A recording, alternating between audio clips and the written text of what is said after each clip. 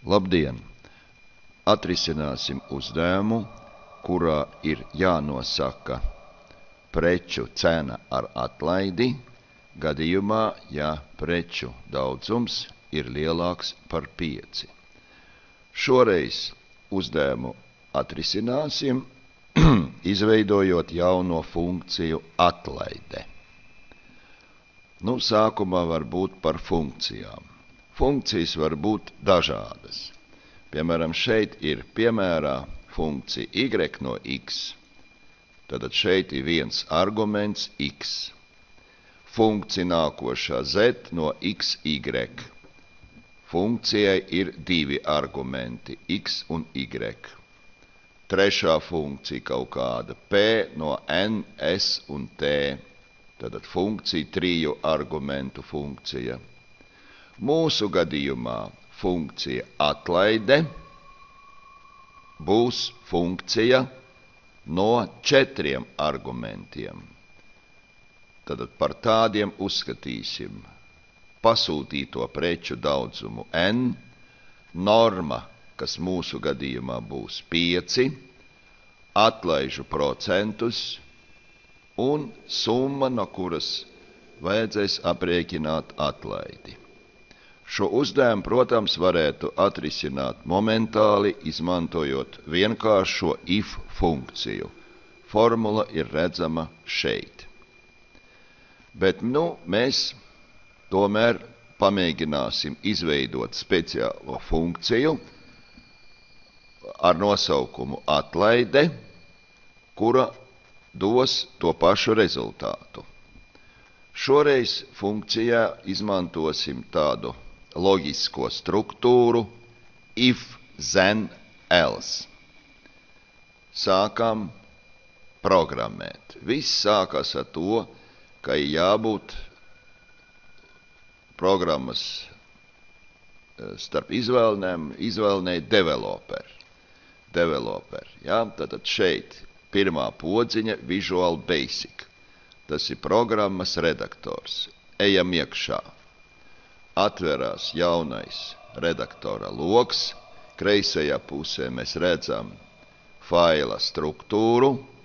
Labajā logā nav nekā. Šeit jāizveido vieta, kurā mēs veidosim programmu. Šī vieta saucās modulis. Komanda insert module. Parādās tukša lapa, kurā var uzreiz rakstīt programmu, bet mēs izmantosim Excel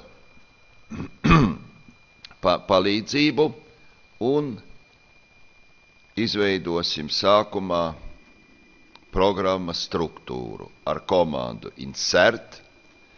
Programmas un funkcijas saucās procedūras, insert procedūra. Šeit type sektorā mēs varam izvēlēties SAP programmu vai funkciju. Mūsu gadījumā tā ir funkcija. Name logā ievadīsim funkcijas nosaukumu. Atlaide. Apstiprinām. Mēs redzam, izveidojās jau programmas struktūra, virsraksts un beigu rinda. Varam padzīt uz leju. Un sākam ar pirmo rindu. Šeit ir publiskā funkcija atlaide, bet argumenti nav nekādi. Ierakstam iekšā mūsu iecerētus, izdomātus argumentus. Tie būs n, komats, norma, komats, procenti, komats un summa. Sākam programmēt. Nākošajā rindā rakstām if, jā, un tagad pasakam, kādu testu mēs pārbaudīsim. Ja n ir lielāks par norma, tad, ja pasūtīto preču daudzums pārsniegs robežu, kura mūsu gadījumā ir 5, tad zen rakstam tālāk nākošajā rindā pirmo formulu, ar kuru tiks aprēķināta atlaide. Tātad formula izskatīsies. Summa būs vienāda. Tā, nu gan kļūdījos, nevis summa, bet atlaide. Atlaide, tad te funkcijas nosaukums būs vienāda ar summa reiz procenti.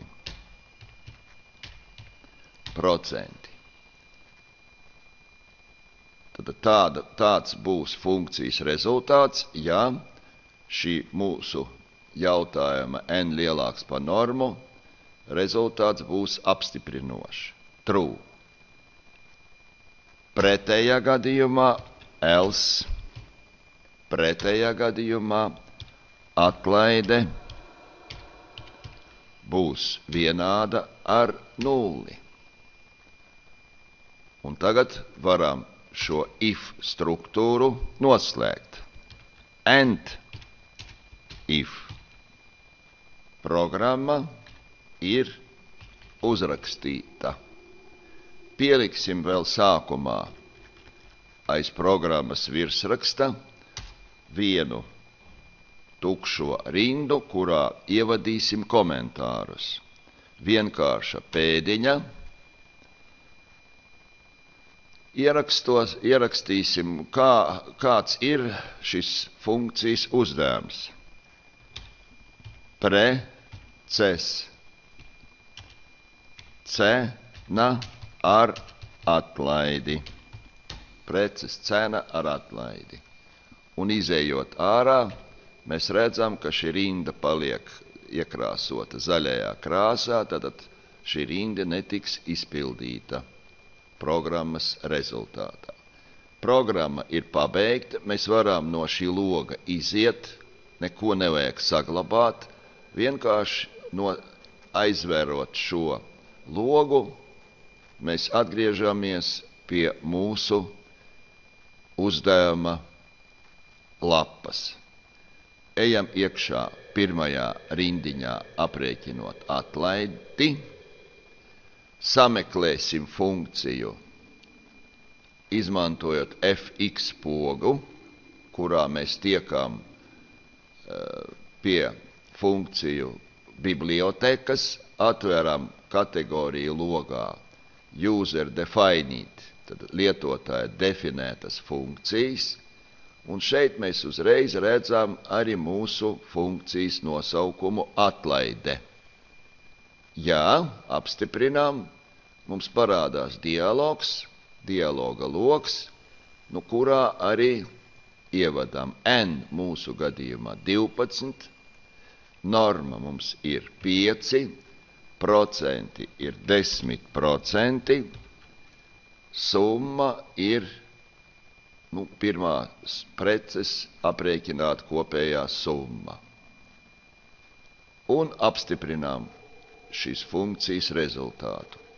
Mēs redzam, ka pirmai precei kalendārām, pasūtot 12 kalendārus, atlaide būs 5,42 eiro. Pārkopējam uz leju un redzam, ka rezultāts ir aprēķināts visai preču grupai. Līdz ar to uzdevums ir izpildīt.